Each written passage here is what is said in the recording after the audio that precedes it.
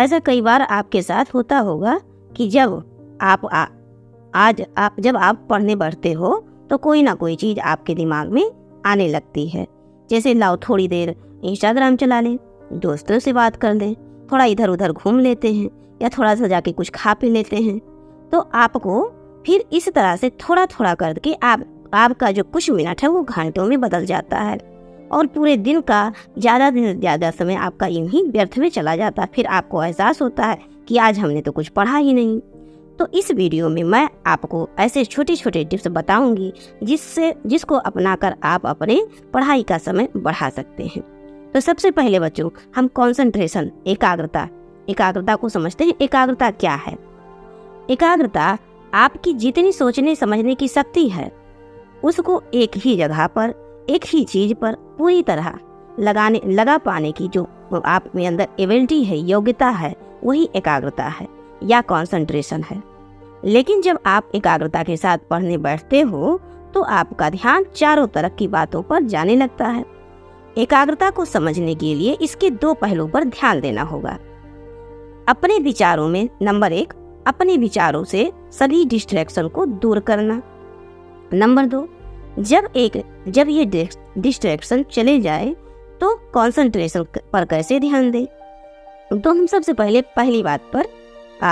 बात करते हैं डिस्ट्रैक्शन भगाने की, अर्थात जो ध्यान है पढ़ते समय भटकता है या पढ़ाई में मन नहीं लगता है, इसकी बात करते हैं। इसके दो कारण हैं। पहला कारण बाहर का कारण, हमारे जो आसपास के एनवायरनमेंट हैं। जैसे आप किसी आपका जो मन है किसी दूसरे लोगों के या चीज़ों के बारे में सोचने लगता है, या आप पढ़ने बैठे हैं, दूसरे कमरे में टीवी ऑन है, आपने टीवी बंद कर दिया तो आपके मोबाइल पर बार बार नोटिफिकेशन आता है, इससे डिस्टर्बेंस। मोबाइल बंद करके फिर आप पढ़ने बैठते हैं, फिर भी आपका मन पढ़ने में नहीं लगता। तो इसका दूसरा कारण है बच्चों आंतरिक, इंटरनल रीजन, जो हमारे अंदर, जो हमारे मस्तिष्क पे उथल पुथल चलते रहते हैं। जैसे हम स्कूल में कोई बात हो गई, किसी मित्र से झगड़ा हो गया, कुछ बहस हो गया, या हमारे गुरु ने हमको थोड़ा सा मार दिया किसी गलती से, तो हम उसी के बारे में दिन भर सोचते रहते हैं, उसी उथल पुथल, उसी धुन बुन में ऐसे गुने रहते हैं, सोचते रहते हैं ऐसा नहीं होना चाहिए, ऐसा हो गया आज। और दूसरी बात जो हमारे फ्यूचर में आने वाली होती है, हमारे जीवन में जो आने वाले समय में क्या होगा, इस पर फिर फालतू हम विचार करने लगते हैं, उलझ जाते हैं। इस सब को हमको छोड़ना होगा। अब आइए दूसरे तरीके को हम लोग समझते हैं, जिसका समाधान यहाँ पर आपको मिलेगा। आज आपके जीवन में जिस भी प्रकार की परेशानी है, चाहे वो आंतरिक हो या बाहरी हो, वो आपके पिछले समय में आपके द्वारा किए गए कार्यों की वजह से है। अब उसका असर दिखाना शुरू किया है, क्योंकि तुम्हारे कार्यों का फल तुम्हें ही मिलता है। इसीलिए ये सोचो कि आज तुम जो भी कर रहे हो उसका परिणाम तुम्हें आने वाले समय में मिलेगा।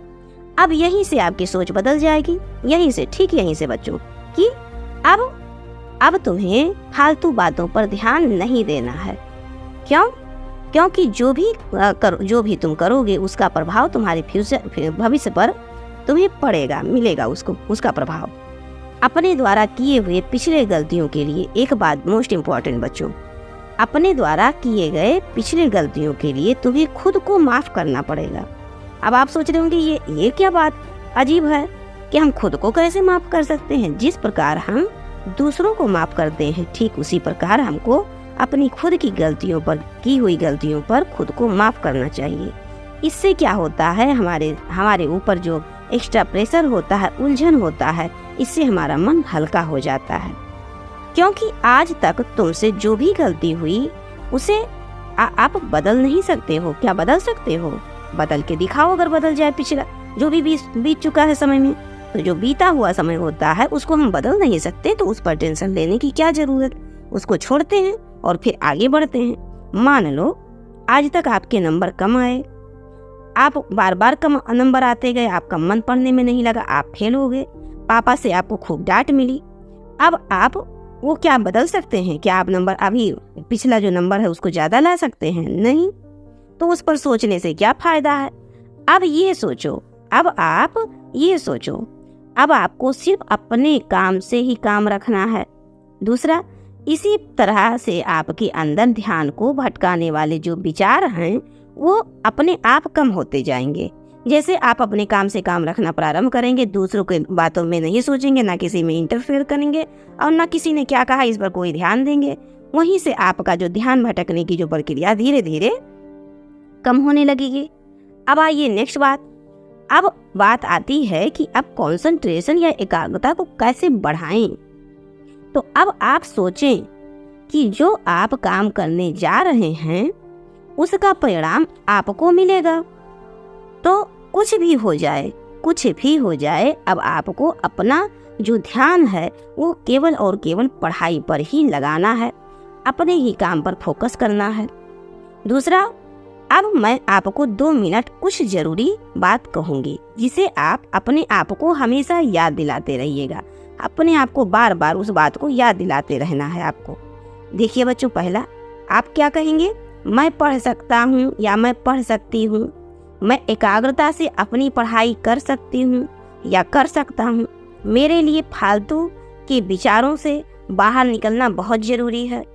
मेरे लिए फोकस करना बहुत ज़रूरी है। अपनी पढ़ाई पर ध्यान देना बहुत ज़रूरी है। मुझे केवल आज पर ही ध्यान देना है। मैं केवल परिश्रम और लगन के बल पर ही अपने भविष्य को बदल सकती हूँ या बदल सकता हूँ। मैं आज से ही अपने लक्ष्य के प्रति ईमानदार बनूंगा। जो लक्ष्य मुझे प्राप्त करना है उसके लिए नकारात्मक विचारों से बाहर निकलना बहुत ज़रूरी है।